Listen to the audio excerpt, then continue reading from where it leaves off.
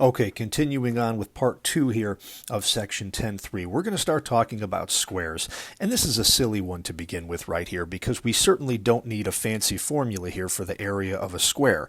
We know already that the area of a square is simply its base times its height. And if your base here is 10, then your height, because it's a square, is going to be 10 as well. And the area of that figure is going to be 100. That's what you thought the answer was. And guess what? You're right. But we're going to try to do this one in the context of the formula that we just learned, because I think it's going to make the next couple of problems where we do triangles and then hexagons a lot easier. So the formula we just talked about was that the area of a regular polygon was equal to 1/2 multiplied by your perimeter times your apothem. If that formula works, we should end up with this same answer here again. So let's see if we've got it. So step 1 is write your formula. Step 2 is fill in what you know. Area of our square here is going to be 1/2 times our perimeter. All right, because it's a regular polygon, we know that all 4 sides here are going to be congruent. Each one of them has a length of 10 centimeters. 10 times 4 is going to get us a perimeter of 40 centimeters here. And now the apothem. This is really what we need practice at. All right, so if you recall here, the definition of an apothem was a line segment that goes from the center of a regular polygon straight down to one of the sides. I really could draw that apothem or that apothem or that apothem right there, but to try to be consistent, I always draw the one going down to the bottom side just so you guys get used to seeing it. So that's your apothem right there. Let's recall that that's perpendicular to that side. And the other thing that I always like to draw at the same time, after I've drawn my apothem, is a radius then. And again, trying to be consistent, I'm always going to draw that down to the bottom right-hand corner. Now, what gets interesting in each one of these problems is trying to figure out what kind of triangle we've just drawn right there. All right, we've got an apothem right here, we've got half of a side length, and we've got a radius. And that created a right triangle, but not just any right triangle. What we need to do for just a second, guys, is go back to where we were in the last video and draw a couple of radii. And I usually draw this one going up to the top. So I'm going to draw a radius that goes from the center to this upper left corner, and another one to this upper right corner. And what happened right here, guys, is that we just formed an angle in between 2 radii here. And just like in a circle, we're going to call that angle theta. Trying to come up with the measure of theta is interesting as we go through these. So if you were to think about it, I'm going to erase this as soon as I draw it. There's another radius, and of course here's another one right here. So there's actually one angle here, theta, but here's a second one. Here's a third one, and there's another theta right down here on the bottom. Those 4 theta angles all added together, if you were to start at 1 and go 1, 2, 3, 4, and put them all together, are going to add up to 360 degrees. Each one of those is called a central angle of your regular polygon, and they're all congruent.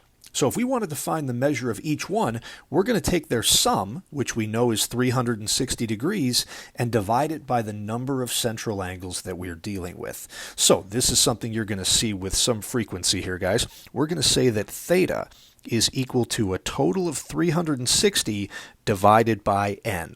That's going to be true in every problem. Now, in this particular problem, n is 4. That's our number of sides. So it's 360 divided by 4, and the measure of each of those central angles then is 90 degrees, which I think you can kind of see here from the figure that you're going to get a right angle. Now, the issue at hand, though, is what is the measure of this little angle right here? Well, there was another radius going right over here, and the angle between this radius and this radius is 90. But another thing that the apothem does that's interesting is it bisects that central angle right there. So this central angle up on the very top is 90, so's the one on the bottom, but we're going to just take half of that 90 right there and find that this is a 45-degree angle. So we've got a 90-degree angle here. There's a 45. This is a 45 as well. And now we can see maybe why we went over our special right triangles here just a second ago. Because, there we go, 45, 45, 90 triangles tend to show up anytime we are dealing with squares. So back to this problem where we were just a second ago. All right, let's take a look at that. So we now take a look at this blue highlighted triangle that we have right here, which is a 45, 45, 90. We think about the sides that we know, and since the bottom side of the entire square had a length of 10 centimeters, this piece right down here, which I called X a while ago, is going to be half of that 10. That's going to be 5. Now in a 45, 45, 90 triangle, these two legs have to be congruent to each other. And that's how we know that our apothem has to be 5 centimeters as well.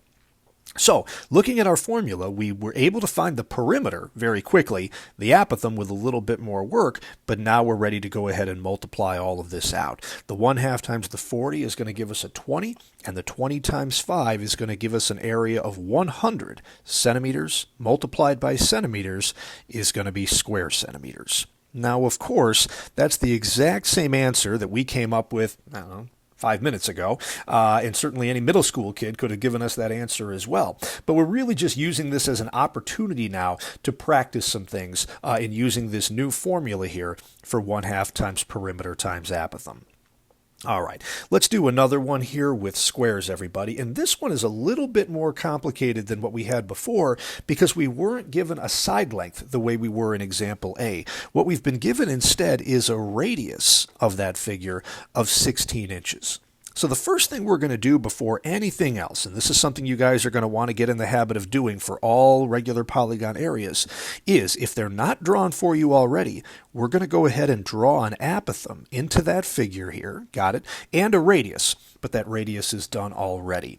So what we have to do is figure out the length of A and then also the length of this piece down here, which is going to be X, although hopefully you guys are realizing that A and X are going to be congruent. Our central angle was 90 degrees in the last problem, and when we cut that 90 in half, that gave us a 45 right here. And the cool thing about this is every square is going to work out exactly the same way. Every time you draw an apothem and a radius within a larger square that looks something like this, that is always, always, always going to be a 45, 45, 90 triangle in a square. So that's important to know. Okay, so in this case here, we were given that the hypotenuse of this 45, 45, 90 was 16.